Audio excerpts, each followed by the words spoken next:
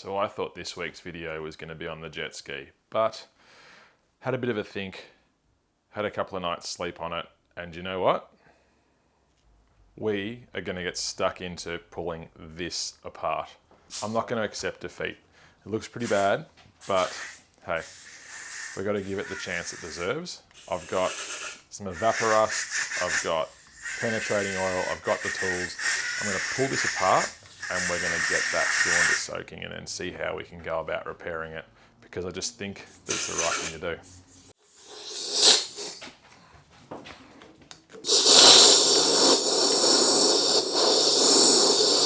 So we'll put some penetrating oil down in here, as much as we can. Let that soak in. Hopefully it'll get around the side of the piston. Not holding my breath, but we'll just see. We just need to bust some of this free, these internals, so that I can get this this casing off, or at least get it up high enough so that I can undo the connecting bolts down there. So what I'm doing here, which is really hard probably for you to see on camera, is that I'm undoing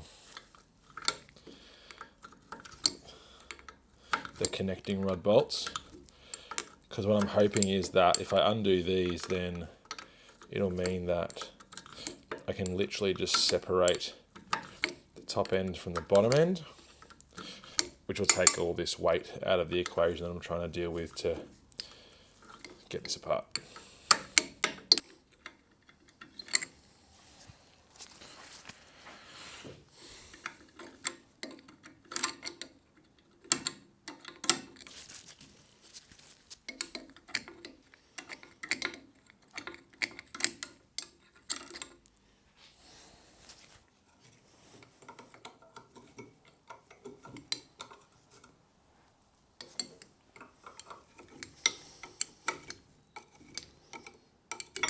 Hey, bingo.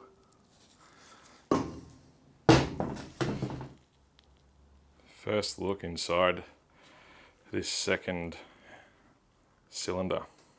It's pretty rusty. This is free, or free-ish. It's not bound up. There's a lot of rust in there, as you can see, but I'm going to try and clean as much up as I can, and then I'm going to soak this in some evaporust. Just see how well that goes. So while that's sitting in that penetrating oil, I just wanted to do a few more checks to ensure that we actually had the basics of what we need, one of which being spark. Now, I've just rigged this up here and I've tested it, and I've got really good spark jumping from the end of my plug wire to this gal fitting. Now, when I first tried it with the plug sitting here, I had nothing. And I'm wondering if that's what's causing us some issues. So I'm going to redo the connection.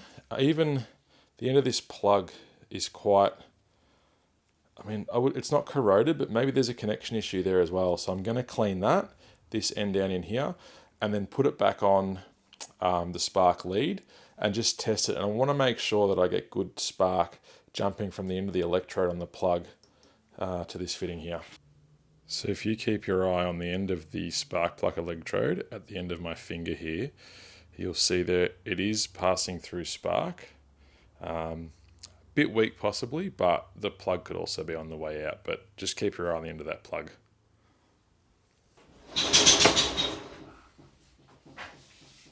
So I'm just doing a bit more digging into this, and I want to rip off this bit of leather because it's definitely not OEM, but I wanted to look at this for the spark reasons, and I've just realized where the spark plug lead connects, which is this screw here that I'm turning, and the other one, but the bracket, you can see my finger down there, it's not actually attached to anything. It's broken away from the side of the distributor, I guess you'd call this. So that's why I'm not getting good spark. So I'm going to take off this leather and we'll get a better look at that now, because I think that's causing us some big dramas. So this tab that the wire went to, I've pulled this off obviously, but this is the tab on the back, which there's a little tiny nipple at the end of my finger there that this is obviously meant to make contact with. But if this is loose and not touching here, then there's no way possible that the spark could be transferred. So I'm just going to give that a clean, try and work out how to just dolly this onto here for a minute, and then see if we get some constant spark once this is back on again. I think this is going to solve our problem.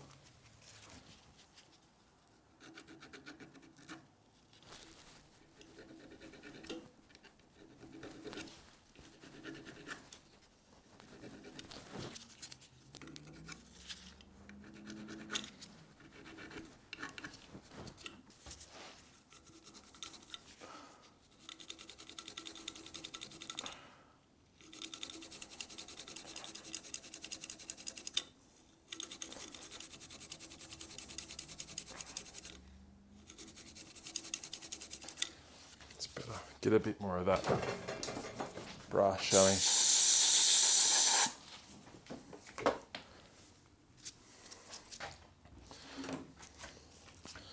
I'm not really sure of the best way to get that just to go back on there for the minute.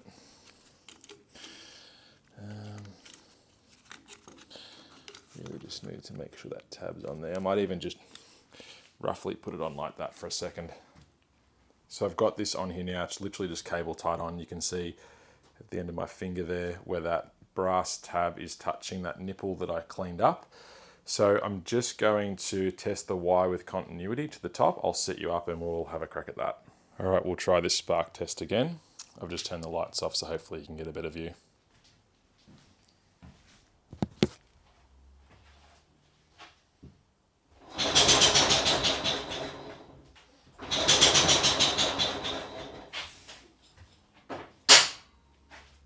So I've just put a bit of fuel down the top of the spark plug hole, and I'm just gonna see what happens. We've got spark, so let's see what happens.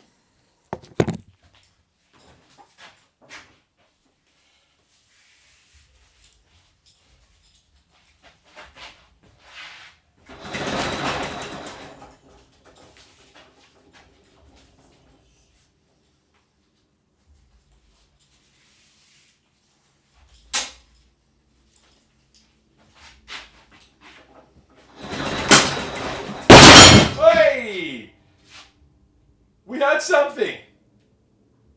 It popped. It fired.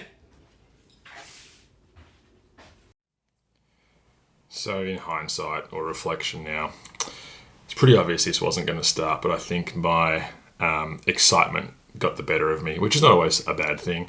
Had a few more goes at trying to get it to kick over and fire and have a bit of a run, maybe get a couple of pops out of it, but once my excitement levels dropped and I thought about it a bit more, clearly with those piston rings not intact, there's no way that we could properly achieve a full combustion cycle. So anyway, we kept going, kept trying for a little bit, but yeah, she was never going to start. But that's what this is all about.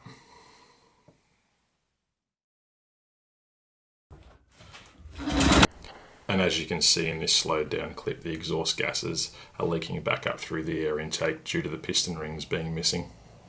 Believe it or not, before I pulled the other half of that last ring, you can see there, off, I did actually have compression at the spark plug. I could put my finger over the hole and feel a little bit of compression, but probably not enough, let's be honest. So that's probably why we're getting that blowback through the atomizer or the carburetor, but it's also definitely why it won't be starting. So unfortunate, but hey, that's what happens. We'll get onto that, get them sorted, and this thing will be humming away again soon.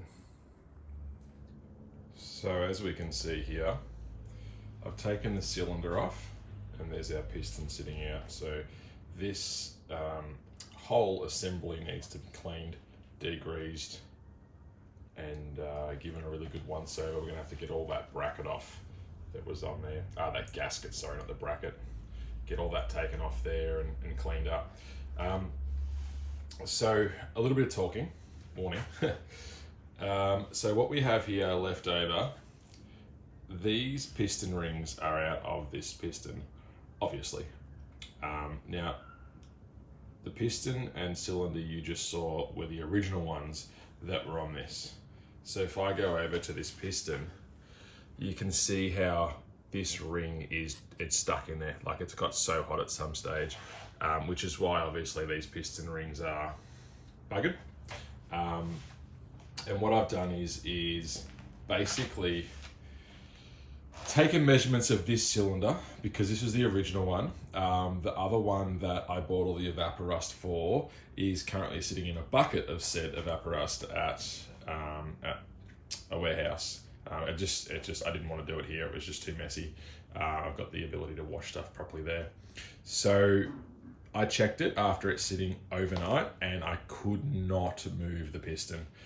It is so jammed in there. I actually think it's deformed in some way. I don't actually think either I'm going to be able to use it, which is super disappointing. So where does that leave me? Well, what that leaves me with is this cylinder here that needs to have these cracks repaired in it. And then also, there was one more crack. Oh, yep, this crack up in here. I'm going to repair those. I'm going to repair this cylinder. So I'm on the fence. I'm thinking about MIG welding these, heating them up first with the torch and then MIG welding them, gouging them out a little bit. And then I also thought, well, maybe what I could do is actually just gouge them out. I'm going to have to blast all this, sandblast all this off anyway to clean it up, but grind it back, maybe even sandblast it back, and then JB weld it.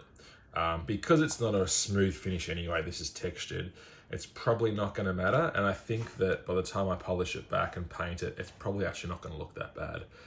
So it might be JB weld for the win there. I know it's not 100% the way you're supposed to do it.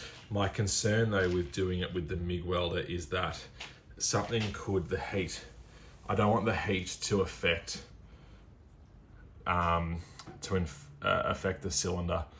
I know you can get a new insert, but I don't want to go through the battle. I feel that this cast is going to be too soft for me to fight and get that out of there. So at the moment it seems good. I've taken some measurements and I'm going to order the piston with the rings. And I think I reckon that's going to work. That's our best case scenario. So yeah, keeping that sleeve in there, but just protecting it at all costs. And also I don't want to introduce too much heat to this cast if I don't have to. I just think it's probably had enough heat in its life, hence why it's cracked in the first place. So not as much hands-on work as I would have liked to get on video for this episode, but I think what we did manage to cover off was well worth it. We got that sign of life, which was absolutely fantastic. Like, I'm still on cloud nine about that. And I think whilst waiting for the piston, next step's going to be to start cleaning all this up and repair. So there's going to be plenty of action in the next video. This one will be a little bit shorter, but just with that other cylinder sitting in the evaporust, I just didn't have the ability to make the progress that I wanted to on it, which is unfortunate, but that's what happens, I guess, in a video series when you're working on vintage and old machinery. So thanks everyone for watching. The next video on this is going to be the repairs on that cylinder, and also starting to strip back all of the surfaces on these. And I'm going to have to do things like work out how I can make this work again. This had that leather cover on it, what I can do there. The bowl for the carburetor, if anybody knows where I can get a bowl for the carburetor, that would be great. I'm thinking I'm just going to have to make one. Out of what? Don't know. How am I going to do it? Don't know. Might be an episode in itself. So we'll just see how we go. But again, thank you everyone for watching. Hope you've had a great week, and I will see you next week.